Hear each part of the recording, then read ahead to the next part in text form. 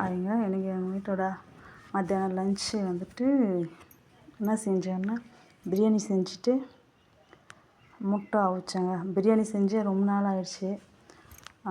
பொங்கல் அப்போது செஞ்சது பிரியாணி. சரி பசங்க கேட்டாங்களேன்றதுக்காக பிரியாணி செஞ்சோம். ரொம்ப நாள் ஆயிடுச்சுங்க. அதுக்கப்புறம் வந்துட்டு வெயில் சீசனுங்களா, சிக்கன் செஞ்சால் ஹீட் ஆகிடும். அதனால் இதுக்கப்புறம் நாங்கள் சிக்கன் பிரியாணி அதெல்லாம் செய்ய மாட்டோம். மீன் மட்டும்தான் செய்வோம். வெயிலுக்கு மீன் சாப்பிட்டா ஒன்றும் ஆகாது. சிக்கன் சாப்பிட்டா ஓவர் ஹீட் ஆகிடும். பசங்களுக்கெல்லாம் வந்துட்டு ஹீட் ஆகிடும், வெயில் ஓவராக இருக்கிறதுனால. அதனால் வந்துட்டு சிக்கன் அவ்வளோவா செய்ய மாட்டோம். எப்போயாச்சும் ஒரு டைம் தான் செய்வோம். எல்லாம் வெங்காயம், தக்காளி, புதினா, பச்சை மிளகா எல்லாம் போட்டு வதக்கிட்டு, பிரியாணி அரிசி வந்துட்டு செய்ய மாட்டோம். நம்ம நார்மலாக செய்கிற அரிசிலேயே வந்துட்டு செஞ்சுருவோம். சிக்கனை வந்துட்டு மசாலா போட்டு ஊற வச்சுருவோம். சிக்கன் மசாலா போட்டு ஒரு மணி நேரத்துக்கு முன்னாடி ஊற வச்சுட்டு, அப்புறமா அது கொஞ்சம் உப்பு எல்லாம் ஊறும்ல, உப்பு காரம், அதனால் வந்துட்டு ஒரு மணி நேரம் முன்னாடியே வந்துட்டு சிக்கன் மசாலாவில் ஊற வச்சுருவோம். ஊற வச்சுட்டு தான் பிரியாணி செய்வோம். அரிசி மட்டும் பார்த்திங்கன்னா நம்ம நார்மல் அரிசி தான், நம்ம வீட்டில் டெய்லி சாப்பாடு செய்கிற அரிசி, அதை போட்டே செய்வோம். எப்போயாச்சும் ஒரு டைம் தான் வந்துட்டு நாங்கள் பாஸ்மதி ரைஸ் எடுப்போம். ஏதாச்சும் ஃபெஸ்டிவல் அந்த மாதிரி டைமில் தான் பாஸ்மதி ரைஸ் எடுத்து பிரியாணி செய்வோம். மற்ற டைம்லலாம் நம்ம வீட்டில் செய்கிற அரிசிலேயே வந்துட்டு பிரியாணி செஞ்சுருவோம். அதே கொஞ்சம் முன்னாடி ஊற வச்சிட்டோம்னா, ஒரு மணி நேரம் முன்னாடி ஊற வச்சிட்டா நல்லா ஊறிடும் இல்லையா, அது நல்லா சாஃப்டாக வந்துடும். அதனால் வந்துட்டு நாங்கள் சாப்பாடு செய்கிற அரிசிலேயே வந்துட்டு பிரியாணி செஞ்சுருவோம். சிக்கன்லாம் போட்டு காரம்லாம் போட்டாச்சு. தண்ணி ஊற்றி அளவு தண்ணியெல்லாம் வச்சிட்டோம். என்ன ஒன்று, நம்ம வீட்டு சாப்பாடு செய்கிற அரிசியே போடுறதுனால கொஞ்சம் தண்ணி மட்டும் கொஞ்சம் ஜாஸ்தி வைக்கணும். பாஸ்மதி ரைஸ்னால் அளவு கரெக்டாக வைப்போம். நம்ம ஒரு டம்ளருக்கு ஒரு டம்ளர் தண்ணி, 1 கிலோவுக்கு 1 கிலோ தண்ணி அந்த மாதிரி வைப்போம்.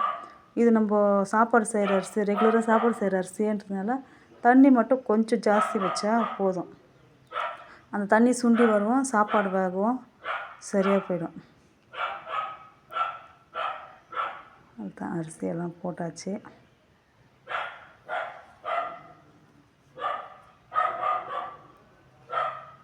சரி போட்டு சாப்பாடு வெந்துடுச்சு. அதுக்கப்புறம் இறக்கி வச்சுட்டு தம் போட்டோம். பாருங்கள், பாஸ்மதி ரைஸ் தான் இப்படி வரும்.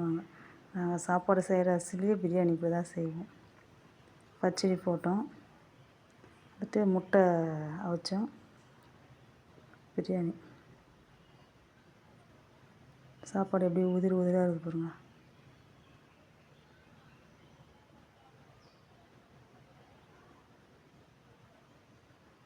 பாஸ்மதி ரைஸில் நல்லா பொலன்னு வரும் அப்படின்வாங்க. நம்ம சாப்பாடை செய்கிற அரிசிலேயே தண்ணி திட்டமாக வச்சோம்னா நல்லா வந்துட்டு சாப்பாடு வரும். நாங்கள் செய்கிறது அதிகபட்சம் சாப்பாட்டு அரிசிலேயே தான் செஞ்சுருவோம். நாங்கள் பாஸ்மதி ரைஸ்லாம் வாங்க மாட்டோம்.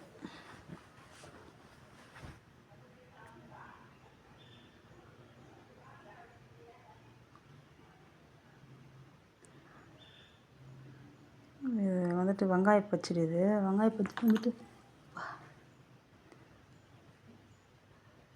வெங்காயம் அரிஞ்சிட்ட பிறகு அப்படியே தயிர் ஊற்றி அதில் கொத்தமல்லி, பச்சை மிளகாயெல்லாம் போடுவாங்க. அது கொஞ்சம் காரமாக இருக்கிற மாதிரி தெரியும். அது நம்ம தண்ணியில் போட்டு கொஞ்சம் நல்லா எடுத்துட்டு, அதுக்கப்புறமா அதில் தயிர், கொத்தமல்லி, பச்சை மிளகா, உப்பு அதெல்லாம் போட்டு செஞ்சோம்னா அந்த காரம் தெரியாது நம்மளுக்கு. கண் எரியுறது அந்த மாதிரி காரம் தெரியாது, நல்லாயிருக்கும் சாப்பிட்றதுக்கு. தண்ணியில் போட்டு அலசிட்டு வெங்காயத்தை, அதுக்கப்புறமா வந்துட்டு நம்ம கொத்தமல்லி, உப்பு, தயிர் அதெல்லாம் போட்டு கலக்கி எடுத்துகிட்டு சாப்பிட்டோம்னா நல்லாயிருக்கும்.